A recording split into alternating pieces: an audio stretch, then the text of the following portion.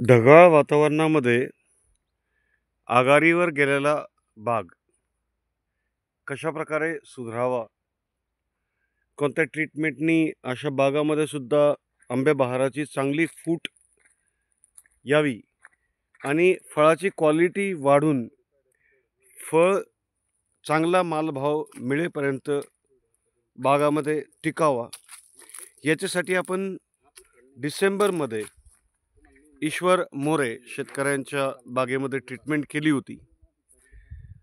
ढगाळ वातावरणामुळं फळाची क्वालिटी डाऊन झाली होती त्यावेळेस, आणि सोबत असं वाटत होतं की आता आंब्या बहार फुटणार नाही. तर याच्यासाठी आपण काही फवारणी त्यांना सजेस्ट केली होती, आणि सगळ्यात महत्त्वाची गोष्ट म्हणजे त्यांनी सगळी ट्रीटमेंट टाईमावर केली.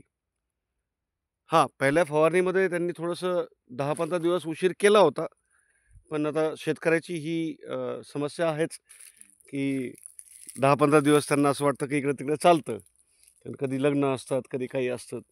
तर कदाचित पुढच्या वर्षी असं ते करणार नाहीत. तर आपण आज आलो आहे. आता ह्या बागामध्ये बघा, जिथं फळ लागलेलं आहे, फळाची क्वालिटी पण इम्प्रूव्ह झाली आणि आंब्या बहार किती मस्त फुटला आहे. ठीक आहे. तर म्हणजे ढगाळ वातावरणामध्ये जिथं भीती होती, ती भीती जाऊन आज खूप चांगल्या पद्धतीने हा बाग फुटलेला आहे मोसंबीचा. तर आपण शेतकऱ्याचं मनोगत ही समजून घेऊयात आणि योगेश मस्केसोबत मस्के सरांसोबत ते चर्चा करतील कशा प्रकारे हे नियोजन केलं गेलं आणि आज आपला बाग आपल्या चांगल्या परिस्थितीमध्ये आपण कसा आणलेला आहे. नमस्कार. नमस्कार. नमस्कार ईश्वर. नमस्कार ईश्वर भाऊ. राम राम शेतकरी मित्रांनो. आज आपण ज्या बागेत आलेलो आहोत, तर यापूर्वी आपण एक व्हिडिओ बनवला होता याच बागेत, ज्यावेळी बागेत ढगाळ वातावरणामध्ये आघाडी वाढलेली होती भरपूर. म्हणजे बाग फुटली ही काही शाश्वती नव्हती त्यावेळेस. फुल आघाडी होती, हाताइतखाली आघाडी सगळ्या बागेत होती. मग अशा वेळी आपण ईश्वर भाऊला, म्हणजे मागच्या वर्षीपासून ते आपल्या सोबत आहे, यावर्षी पण त्यांना, आणि विशेष म्हणजे या बागात मिरग बहार सुद्धा आहे. मिरग बहार असताना सुद्धा आघाडी निघालेली होती. मग त्यांना म्हटलं होतं आपण याला ट्रीटमेंट करू. त्यांनी पण आपलं ऐकलं. महिना 2 महिने आपण सगळ्यांपेक्षा लेट बाग फोडले, भरपूरसे बाग फुटलेली. आता बघतायत शेतकरी मित्रांनो, झाडामध्ये जिथं काडी आणि जिथं काडीवरती जागा होती, जिथं डोळा होता, तिथं सर्व ठिकाणी झाडाने फूट काढली.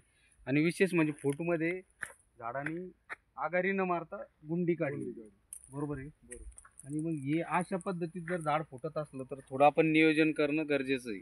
तुम्हाला काय वाटतं या नियोजनात? नियोजन एकदम जबरदस्त झालेलं आहे, कारण तुम्ही जर ट्रीटमेंट समजा व्यवस्थित सांगितली नसती तर आम्हाला ती काही कळलं नसतं. न कळल्यामुळे ते बाग फेल गेला असता आमचा. पण ते तुमच्याशी संपर्क साधल्यामुळं, तुम्ही इथं आल्यामुळं आम्हाला व्यवस्थित माहिती दिली, आणि माहितीच्या आधारावर आम्ही तुमच्या पद्धतीनं ते फवारणी असतील, खतं असतील, ते सोडत गेलो. त्याच्यामुळे आज हा परिणाम दिसून येतो. बरोबर. आज आपण याला जो डोस केला होता ते पण तुम्ही खालून रासायनिक डोस केलेला आहे, आणि जे रेस्टिंग मध्ये जे कामं व्हायला पाहिजे, आपण रेग्युलर प्रत्येक बागेत याच्यावर बोलतो शेतकरी मित्रांनो, विश्रांतीतली कामं फार महत्त्वाची. विश्रांतीत ज्या आपण स्टोरेज करतो काडीमध्ये, ते जर स्टोरेज आपण व्यवस्थित केलं तर आता ते या बागेत बघताय आपण 100% बाग सगळीकडून फुटलेली, सगळ्या साईडनं झाड फुटलेलं आहे. मग अशा ठिकाणी नॅचरल गळ जरी झाली तरी आपल्याला भरपूर माल झाडावर शिल्लक राहतो. आणि याच्यासोबत आपल्या काडीत जर स्टोरेज चांगलं असलं, ताकद चांगली राहिली, तर मग याच्यामध्ये गळीला ते कमी बळी पडतं झाड, गळ कमी प्रमाणात होते. आणि त्याचसोबत आपलं पाण्याचं नियोजन, खताचं नियोजन जर व्यवस्थित झालं तर मग अजून आपल्याला त्याच्यात चांगले रिझल्ट मिळतात. शेतकरी मित्रांनो, हे ज्यावेळी आपण व्हिडिओ काढला, तुम्ही याच यूट्यूब चॅनलवरती बघा, तुम्हाला ढगाळ वातावरणातला व्हिडिओ दिसेल. त्यावेळेस बघितलं होतं आपण, सगळ्या झाडावर आघाडी, फुल आघाडी होती. बरोबर आहे. आता ती आघाडीमधून सुद्धा काही ठिकाणी कळी निघली. बरोबर आहे की तुम्ही ट्रीटमेंट देते आम्हाला. तर ती आघाडी दाबण्यासाठी आपण काय त्यावेळेस ट्रीटमेंट घेतली होती सर? पण त्यावेळेस आघाडी दाबण्यासाठी वातावरणच एक 4-5 दिवस खराब झालेलं होतं. बरोबर आहे. खराब. आपण त्यांना स्प्रे दिलेले होते, 2 स्प्रे दिले होते आपण. त्यामध्ये वेगवेगळे औषधी होते, ज्याच्यामध्ये आपण आघाडीही दाबली आणि काडीमध्ये स्टोरेजही भरलं. शेंडा कुठंच नवीन फूट काढली नाही आपण त्यावेळेस.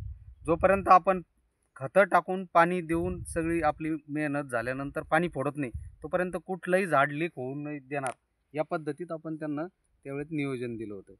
तर त्या 2 फवारण्या काय दिल्या होत्या आपण त्यांनाही माहिती आहे. हो. आणि आपण जे शेतकरी संपर्कात येतात, कारण आपण काय होतं व्हिडिओमध्ये जर औषधाची नावं सांगितली तर शेतकऱ्यांचा गैरसमज होत चालतो की हे कुठल्या कंपनीचं मार्केटिंग करतायत. हो.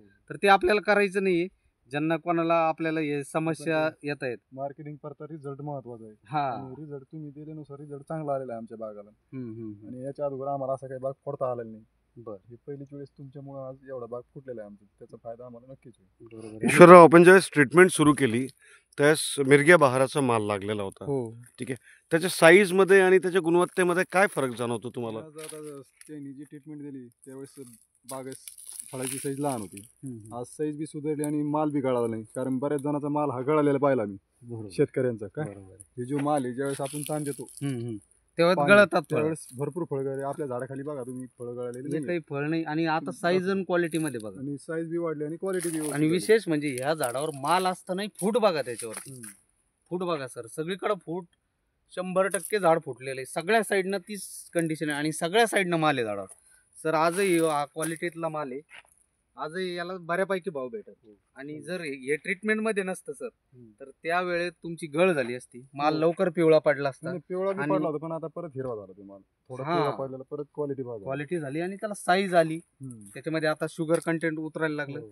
त्यावेळेस जर तुम्ही जर या ट्रीटमेंट मध्ये आले नसतं सर तर ही फळगळही झाली असती. 100%. आणि तुम्ही 6-7 रुपयानं ज्यावेळी भाव होता त्यावेळी मिरग्या ते महाराज द्यावा लागला असतं ते तुम्हाला द्यावा लागला असता. तुम्ही गळ बघितली असती, हो. तुम्ही व्यापारी बोलून लगेच माल द्यावा देऊन तुम्ही लागला. आज देणार का 6-7 नाही, रुपयामध्ये? नाही, आता नाही देणार. आता सर आपल्याला याचे आता 25-30 रुपयानं भाव भेटणार आहे सर आपल्याला. 100% आता तुमच्या हिशोबाने जेव्हा भाव येईल तेव्हाच आपण करू. आता आपल्याला ही सेटिंग होईपर्यंत या मालाला कुठेही धक्का लागत नाही. हो. माल जसेल तसं राहणार आहे. हो. माल उलट अजून साईज, क्वालिटी आणि वेटला वाढवून देईल. वाढत राहणार आहे. तर आपण याचं वेट वाढवणं, वजन वाढवण्यासाठी अजून आता काय करणार आहोत? नाही, यांना आपण आता वजन वाढण्यासाठी आणि ही गुंडी चांगल्यापैकी सेटिंग होण्यासाठी, जेणेकरून जास्त गळीला बळी न पडता झाडात स्टोरेज वाढवण्यासाठी, खालची खतं अपटेकिंग करण्यासाठी काही न्यूट्रियन्स देणारे जे आपण पिकअप जादू वेगवेगळ्या बागेत देत आलेलो आहोत ते देणारे, आणि वरून स्प्रे देणारे, जेणेकरून थोडंसं अजूनही वातावरणात तेवढं पाहिजे तेवढं चांगलं वातावरण नाही आहे. तर अशा वेळी मावा, काही बुरशीजन्य रोग धावण्याचे चान्सेस असतात. तर मग अशा वेळी आपल्याला ते बुरशीनाशक आणि माव्यासाठी कंट्रोलर द्यायचे, जेणेकरून मधमाशी सुद्धा डिस्टर्ब होणार नाही. कारण काही ठिकाणी मधमाशी आहे, हो. फुल निघलेलं आहे काही ठिकाणी. मग आपण आता त्यांना ट्रीटमेंट अशी देणार आहे की ह्या फवारणीतून मधमाशी सुद्धा डिस्टर्ब नाही झाली पाहिजे. कारण आता बागेत पोलनसाठी मधमाशी फार गरजेची आहे. कारण भरपूरशे पलीकडच्या साईडनं झाड आपलं पांढरे फुल काढलेले आहे, हो, काढ. कळी काढलेली. तर मग मधमाशी सुद्धा राहणं गरजेची आहे. तर चालेल. ईश्वरराव, आपण ज्यावेळेस ट्रीटमेंट सुरू केली याची डिसेंबरमध्ये, मला वाटतं 22-23 डिसेंबरच्या आसपास आपण यांची ट्रीटमेंट सुरू केली होती. त्यावेळी पहिल्या वेळेस तुमचं म्हणजे पहिली फवारणी 8 दिवस लेट झाली. त्यावेळेस तुमचे काय म्हणजे विचार होते आणि कोणत्या कारणामुळं असं झालं नाही ते- आणि पुढं हे होणार का? नाही, ते लग्न कार्य इतर काम होते त्याची राहिली होती. हा, आणि ते त्यांचे बंधू आले, त्यांच्या हा. बंधूचं थोडंसं ऍक्सिडेंट Accident झालं झालं. त्यावेळी. अच्छा, हां, त्यांच्या बंधूचा ॲक्सिडेंट झाला होता त्यामुळे ते उशीर झाला त्यावेळेस. किशोर मोरे. अच्छा, राम राम काका. आपण भेटलो होतो मागच्या वेळेस. चालेल. धन्यवाद. तर धन्यवाद ईश्वरराव, धन्यवाद शेतकरी मित्र. धन्यवाद योगेश साहेब. राम राम.